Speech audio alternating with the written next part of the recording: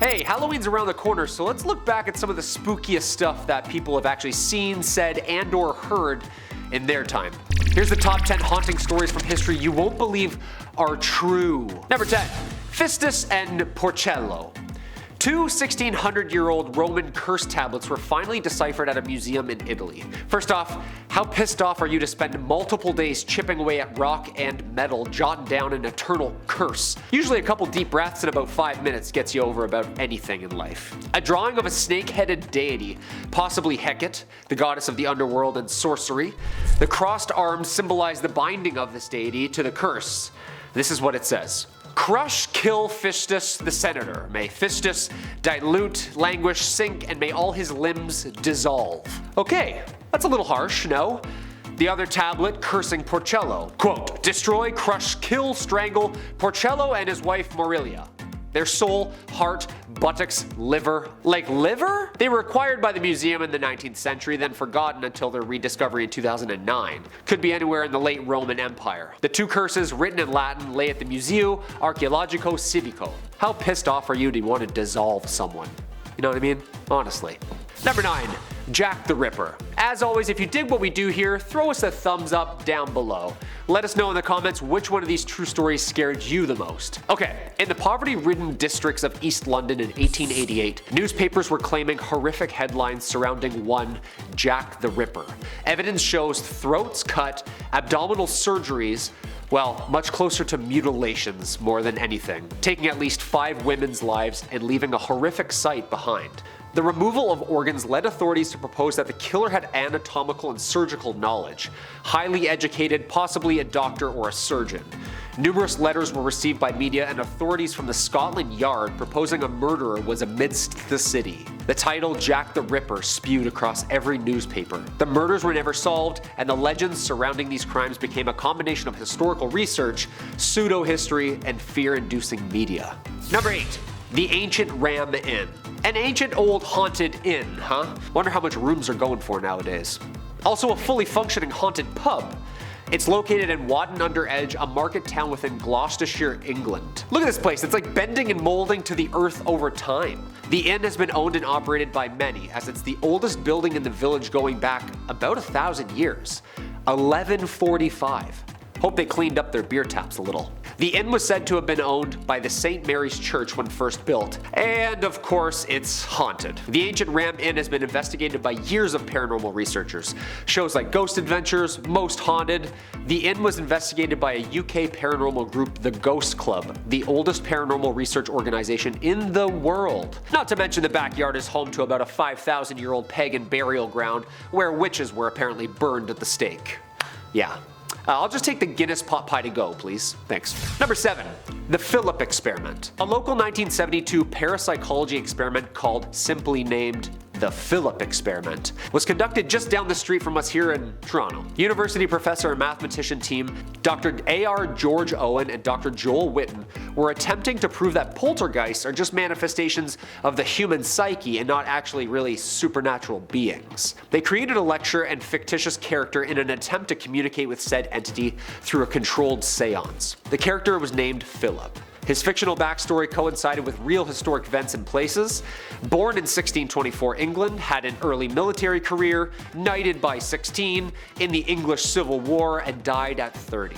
Then the group was seated around a table via lecture hall. The professors then dimmed the lights, leaned into the seance, and participants began feeling a presence. Lots of table vibrations, breezes, unexplained voices. Sounds that matched up to Philip's life quite a bit. At one point, even the table went up on a single leg and was even apparently thrown across the room by itself. Audio, video, and witness accounts documented the paranormal events. Yeah, this is like really scary stuff. Again, like right down there. Number 6. The Enfield Monster. In 1973, 2 McDaniel children of Enfield, Illinois claimed to see a weird creature lurking amongst their backyard. After weeks of this, their parents figured it was just the kids, being kids. After being awoken by a strange scratching sound one night, Dad, Henry McDaniel, grabbed his gun and a flashlight and peeked outside. There, between the bushes, he saw a creature that was, quote, almost like a human body. Just as his kids had mentioned, a humanoid creature. 3 legs on it, a short body, 2 little short arms, and 2 pink eyes as big and bright as flashlights. McDaniel said he fired 4 shots and he was sure that he hit the creature at least once, causing it to hiss like a wildcat at him before it ran off. Ow! McDaniel said he saw the creature jump 80 feet in 3 jumps, sprinting out of sight. The police found scratches on the door as well as footprints that looked like dog. Other eyewitness claims began to surface after the McDaniels reported it 3 more times. They tried to write this off as maybe a kangaroo escaped from a nearby zoo. Like, no. Number 5. Werewolf of France. In 18th century Gavardon, France, a horrific amount of slayings had residents boarding up their doors petrified. Not a man, ghost, or ghoul, but a monstrous wolf beast. Jeanne Boulet was mysteriously found dead in 1764 with her throat more or less gone. Then another victim a month later, same thing, throat basically gone. Hundreds more were mauled with their throats and chests apparently eaten. Survivors who witnessed the attacks described an enormous wolf-like animal covered in black fur. The newspapers quickly dubbed the maulings as, quote, the beast of Gavardon. Hundreds of hunting parties in the wake. Jean-Baptiste Duhamel organized more than 30,000 volunteers to hunt down and kill this thing. Still, yeah, no luck. And the body count just continued to grow. An estimated 300 people perished from these attacks. Historians have yet to agree on what exactly happened at Gavardon. Some say it was simply mass hysteria, and some say simply a pack of wolves. Scary stuff, you know what I mean? Scary stuff. Dyatlov Pass Incident. A puzzling one to say the very least, this event in which 9 Soviet trekkers perished in the northern Ural Mountains between February 1st and 2nd, 1959, under very uncertain and still confusing circumstances. The experienced trekking group from the Ural Polytechnical Institute, led by Igor Dyatlov, had camped on the eastern slopes of Russia. Overnight, something caused them to cut their way out of their tent, flee barefoot, not dressed for the sub-zero night, and then perish. Investigation determined 6 of them died from hypothermia, 3 died from physical trauma. Okay, buckle up. 2 of the bodies had missing eyes, 1 had a missing tongue, and 1 had missing eyebrows. Apparently some clothing had traces of radiation on it as well, and reports of strange lights in the mountains as in orange orbs were reported the very same time. Lots of theories from Bigfoots to UFOs to military experiments.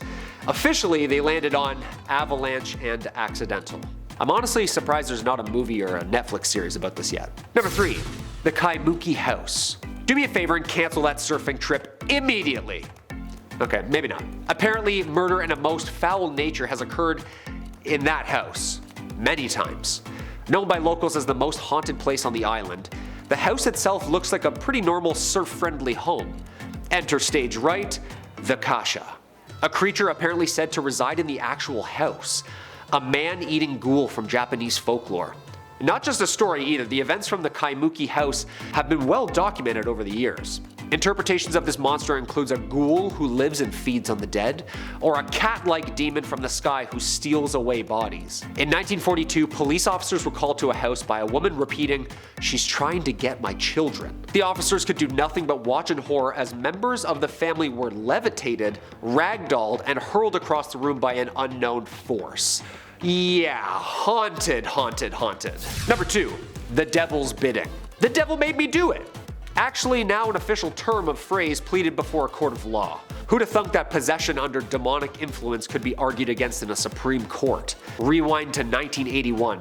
Ed and Lorraine Warren, famous demonologist duo, were called and documented to the exorcism of then 8-year-old David Glatzel. Attended by his family, his sister and her boyfriend, and Father Gordon, a priest of Connecticut. During this horrifying exorcism, the sister's boyfriend invites the demon to enter his body instead of remaining in his sister's little brother. The Glatzels, including the Warrens, apparently witnessed the demon that was possessing the boy transport itself from one body to the other. Cut 2. The boyfriend then goes home and stabs his landlord multiple times under demonic possession, apparently while growling like an animal. This case became the first American murder trial to claim demonic possession as a defense. This is absolutely jarring. And our number 1 spot, of course, the Octavius. The Octavius became more than just a sailor's legend in 1775 when a whaling ship named the Herald found it aimlessly drifting off the coast of Greenland. The scary part, with all of its crew frozen dead. frozen solid by the Arctic mists and winds. To add to the spookiness, the ship's captain was found still sitting at his desk, pen in hand at the logbook in front of him, finishing an entry from 1762. The Octavius, a legendary ghost ship. Apparently the schooner was found by the 5-man boarding party. The entire crew of 28 below deck completely frozen solid and almost perfectly preserved in time. The last entry in the log was from November 11, 1762, accounting the ship had been lost in the Arctic for more than 13 years. Yo, that's terrifying. Just seeing a ship sail up beside you? Ahoy! Oh my goodness! Hey, I hope we enjoyed that video. I've been your host, Comic Waters. See you next time on Bumblebee.